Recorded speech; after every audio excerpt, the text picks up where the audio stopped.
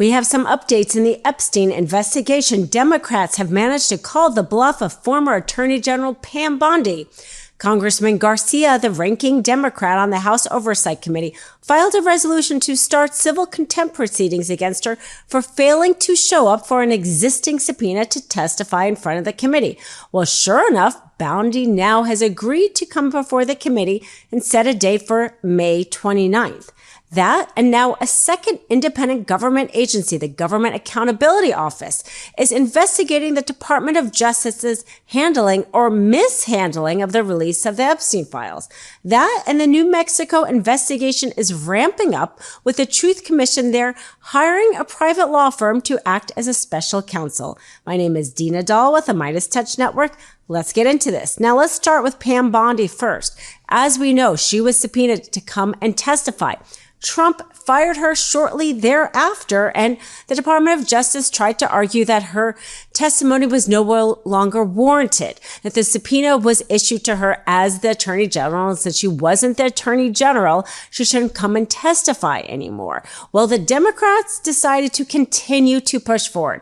If it were not for the Democrats, Pam Bondi would not be coming forward to testify. Now, there is a caveat here. Whether or not she will continue to delay her testimony, we will wait and see. But for now, it at least forced them to set a date.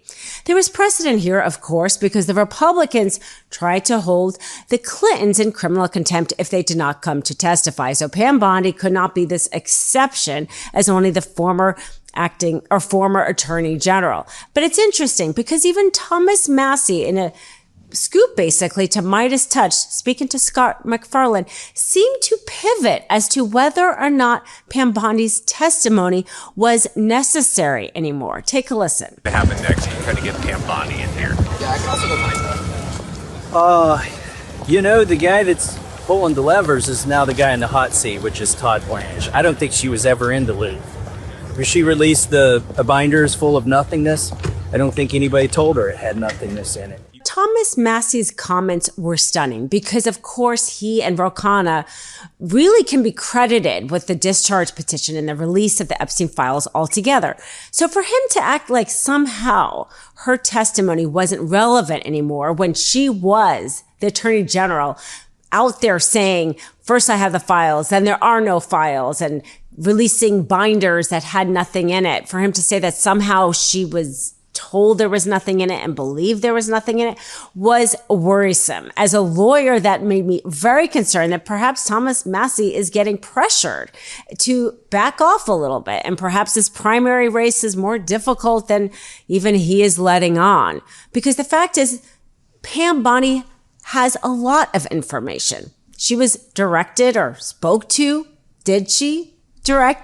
Was she directed or spoken to by Trump, the President of the United States, who is in the Epstein files, about whether or not to release it or how to release it or whether or not to redact him? I mean, her information is crucial. She was the one in charge of the investigation all those months and apparently lied to the American people. Or if she didn't lie, she has to explain why she didn't lie. Her testimony is crucial. And the fact of the timing of her firing, and then Melania coming out and saying that we need to hear from the survivors, and then Trump coming out and saying that the survivors haven't testified under oath, and so somehow they're not credible, despite the fact that the testifiers have actually testified to law enforcement, penalty of perjury. They testified in civil depositions, penalty of perjury. The person who hadn't testified was his former Attorney General Pam Bondi, who as a lawyer may not be so willing to lie like Kash Patel. So this Pam Bondi testimony, whether or not goes forward to May 29th, I think is a wait and see moment, because I think that the Trump regime is very concerned about what she is not willing to say. In the meantime, however, we have bipartisan push, actually, Senator Murkowski joining with Senator Markey to have the GAO, the Government Accountability Office, which is the agency, the investigative independent agency from the legislative branch, to look into the Department of Justice, to look into how redactions were made, whether or not they comply with the law. the Epstein Transparency Act, whether or not the release of the files complied with the law, or which ones were not released complied with the law. Now, the person in charge of that is an acting comptroller. This position is appointed for 15 years, then replaced, but this person has not been replaced. So the acting comptroller right now is not a Trump appointee. It is not somebody who was actually put forward by the Senate as how they normally get appointed is the Senate comes up with a short list, the president picks one of them, and then the Senate confirms it. That's what happened to the prior one.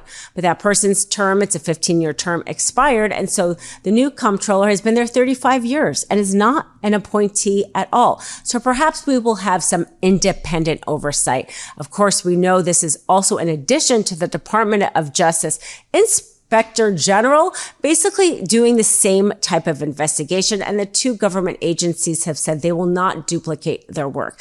Let's just point out here, though, for 1 second, how disturbing it is that we now had to have two separate agencies investigate what seems to be rampant failure by our Justice Department to follow a law of Congress after years and years and years of law enforcement failing survivors. I mean, we have how long ago the Farmer Sisters spoke out to law enforcement, how many years this has been ignored. And even with a congressional law, the Department of Justice failing in real time for us all to see, either releasing the victims' names or redacting names that shouldn't be redacted and withholding files. So much so that there's even a bipartisan support to get it investigated. So this is the state of affairs. Again, Democrats continuing to push on and some sane Republicans following along in order to try to get some justice and some accountability for the survivors. Of course, we just we just passed the 1 year anniversary of the death of Virginia Giuffre, and many people really honoring her for bringing the what happened to her to light so many times. And she, of course, spoke in her book about how traumatic it was, the number of times she had to tell her story, how traumatic it was. And this is why it's so disturbing that Trump is asking for the survivors to speak again, because they have spoken so many times. They shouldn't have to retell their trauma stories so many times before the existing files and documents are released. If after that, they're called upon to testify in court in a criminal proceeding, I'm sure they were happy to, but the survivors really speaking out in response to Trump's press conference that they have done that already. And the burden shouldn't lay on them when the DOJ already has so many files. And then in New Mexico, hiring this private law firm to become the special counsel, planning on interviewing, collecting evidence for the Truth Commission that was set up there. Now, they plan on putting forward a report to the legislative body the end of July and wrapping up the commission by the end of this year. So a rather speedy process for their investigation of what happened at Zorro Ranch by Epstein in New Mexico. And evidently there are survivors of abuse that happened in New Mexico stepping forward. In New Mexico, one of the centers for handling sex abuse said that in 2019, quite a bit of people had come forward saying that, yes, they had been abused by Epstein in New Mexico, but hadn't filed police reports at the time.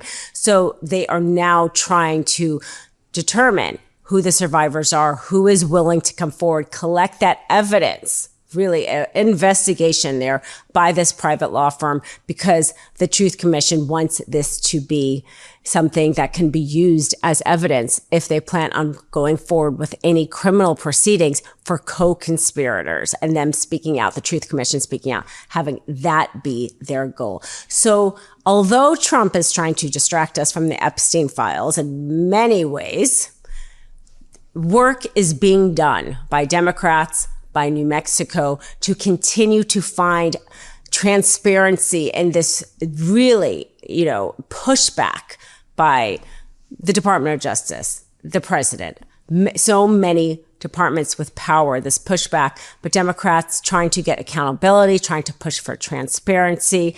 We will continue to update you, of course, here as there's many developments coming out of this always. My name is Dina Doll. This is the MeidasTouch Network. Be sure to subscribe on the YouTube channel if you haven't, and check out the Mistrial podcast wherever you listen to podcasts, and be sure to check out our sponsors. So grateful for our sponsors because they do not censor what we have to say, and that is so important in this moment. Want to stay plugged in? Become a subscriber to our Substack at MeidasPlus.com. You'll get daily recaps from Ron Filipkowski, ad-free episodes of our podcast, and more exclusive content only available at MeidasPlus.com.